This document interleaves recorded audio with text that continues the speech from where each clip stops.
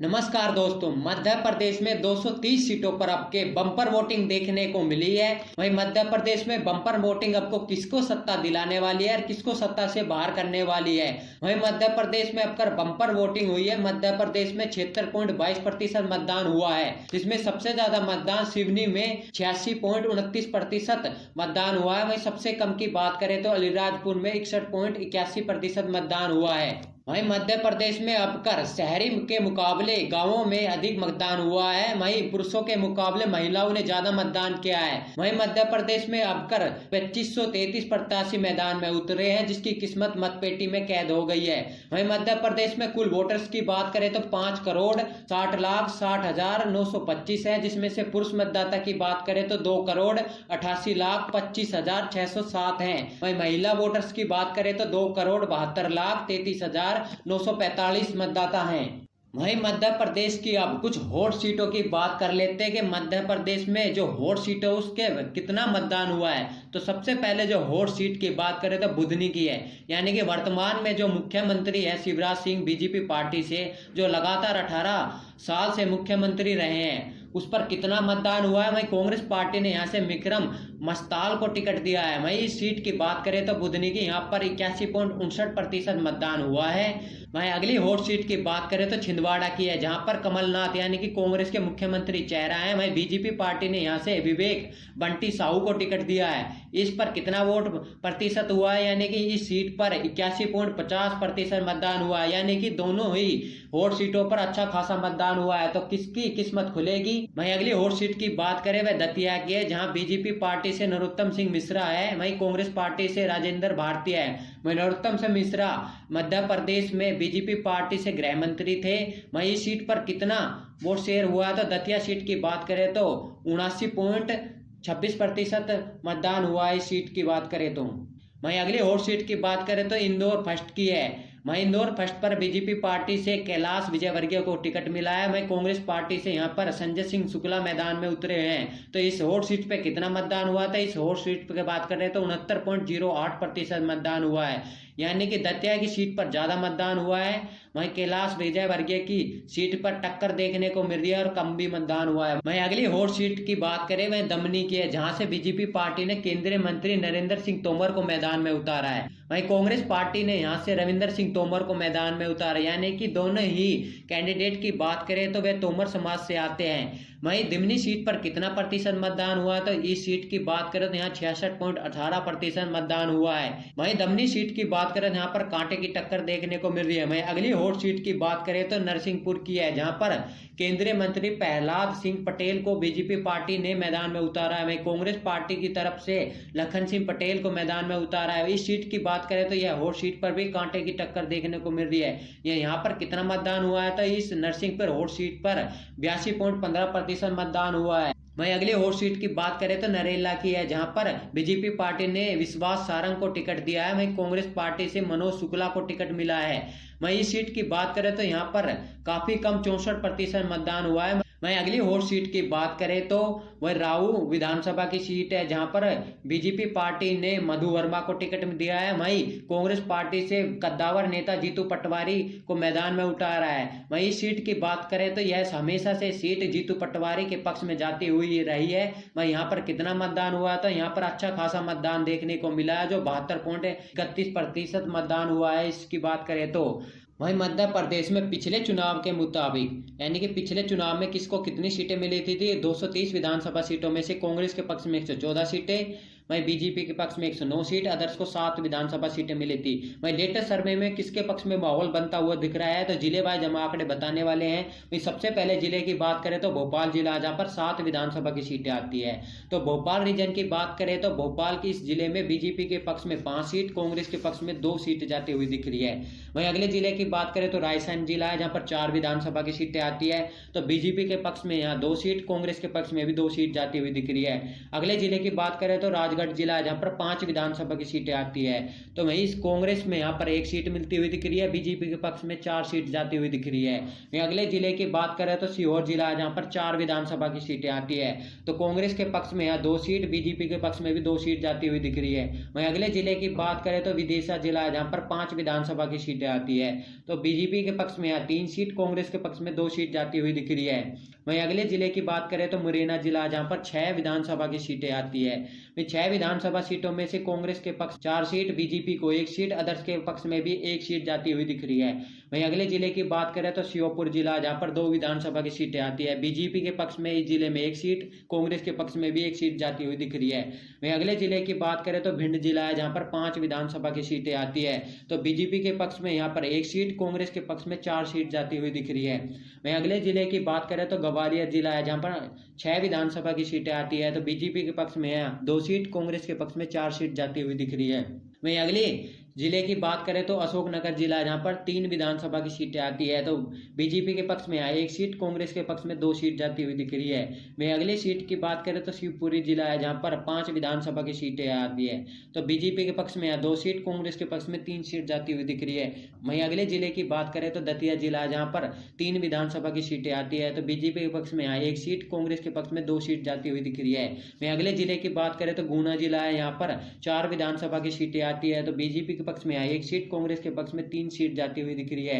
वहीं अगले जिले की बात करें तो अलीराजपुर जिला है जहां पर 2 विधानसभा की सीटें आती है। वहीं 2 की 2 सीटों की बात करें तो कांग्रेस के पक्ष में जाती हुई दिख रही है। वहीं अगले जिले की बात करें तो बंडवानी जिला है जहां पर 4 विधानसभा की सीटें आती है।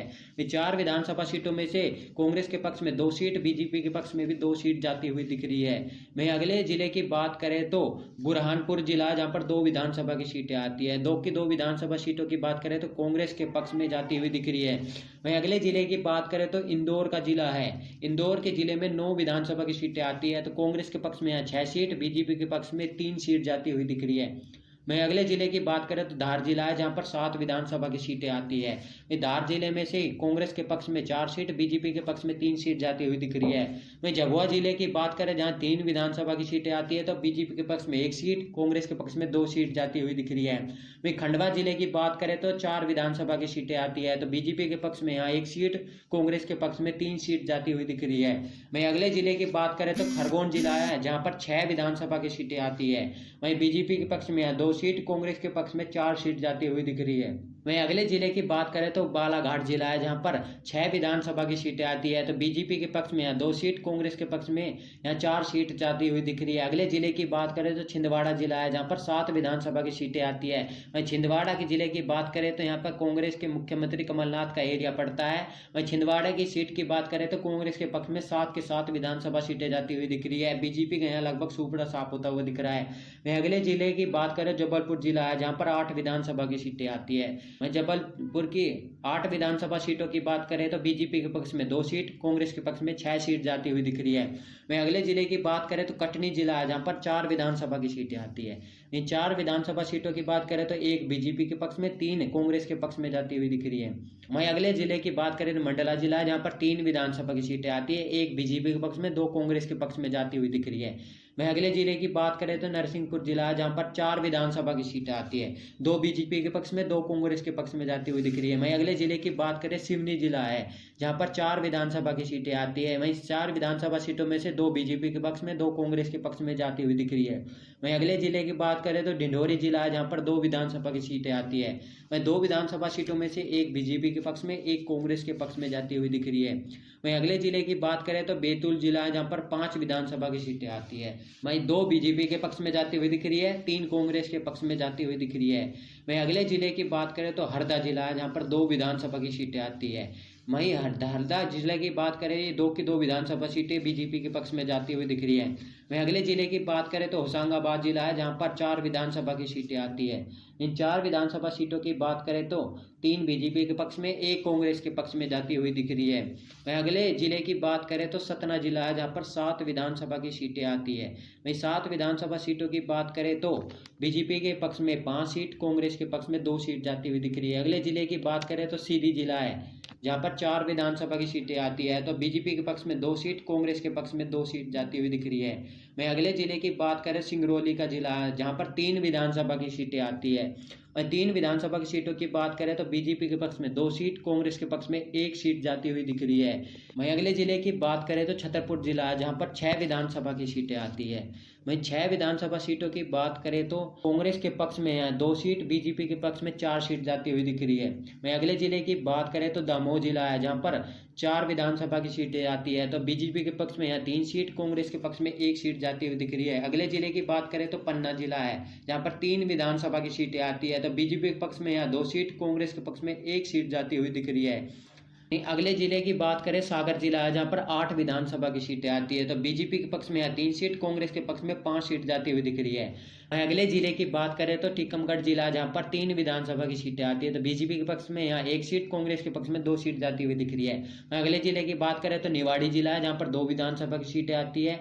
तो बीजेपी के पक्ष में यहाँ 1 सीट, कांग्रेस के पक्ष में यहाँ 1 सीट जाती हुई दिख रही है। वहीं अगले जिले की बात करें तो अनूपपुर जिला है, जहां पर 3 विधानसभा की सीट आती है। तो बीजेपी के पक्ष में यहाँ 1 सीट, कांग्रेस के पक्ष में यहाँ 2 सीट जाती हुई दिख रही है। अगले जिले की बात करें तो शहडोल जिला है, जहां पर 3 विधानसभा की सीटें आती है। तो बीजेपी के पक्ष में है 1 सीट, कांग्रेस के पक्ष में 2 सीट जाती हुई दिख रही है। अगले जिले की बात करें तो उमरिया जिला है, जहां पर 2 विधानसभा की सीटें आती है। तो बीजेपी के पक्ष में है 1 सीट, कांग्रेस के पक्ष में भी 1 सीट जाती हुई दिख रही है। वहीं अगले जिले की बात करें तो अगर मालवा का जिला है, जहां पर 2 विधानसभा की सीटें आती है। तो इस जिले में भी 1 बीजेपी के पक्ष में, 1 कांग्रेस के पक्ष में जाती हुई दिख रही है। वहीं अगले जिले की बात करें तो देवास जिला है, जहां पर 5 विधानसभा की सीटें आती है। तो बीजेपी के पक्ष में यहाँ 3 सीट, कांग्रेस के पक्ष में 2 सीट जाती हुई दिख रही है। वहीं अगले जिले की बात करें तो मंदसौर जिला है, जहां पर 4 विधानसभा की सीटें आती है। तो 2 बीजेपी के पक्ष में, 2 कांग्रेस के पक्ष में जाती हुई दिख रही है। वहीं अगले जिले की बात करें तो नीमच जिला है, जहां पर 3 विधानसभा की सीटें आती है। वहीं 3 विधानसभा सीटों में की बात करें तो बीजेपी के पक्ष में यहाँ 2 सीट, 1 कांग्रेस के पक्ष में जाती हुई दिख रही है। वहीं अगले जिले की बात करें तो रतलाम जिला है, जहां पर 5 विधानसभा की सीटें आती है।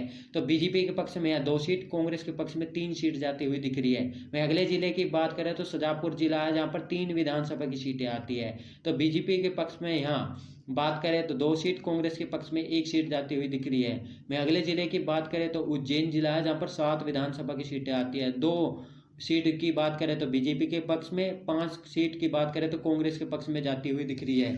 वहीं अगले जिले का नाम है रीवा, जहां 8 विधानसभा की सीट आती है। कांग्रेस के पक्ष में 5, बीजेपी के पक्ष में 3 सीट जाती हुई दिख रही है। मध्य प्रदेश की 230 विधानसभा सीटों की बात करें तो कांग्रेस के पक्ष में 137 विधानसभा सीटें जाती हुई दिख रही है। वहीं बीजेपी के पक्ष में 92 सीटें जा सकती है। वहीं अदर्स के पक्ष में 1 विधानसभा सीटें जाती हुई दिख रही है।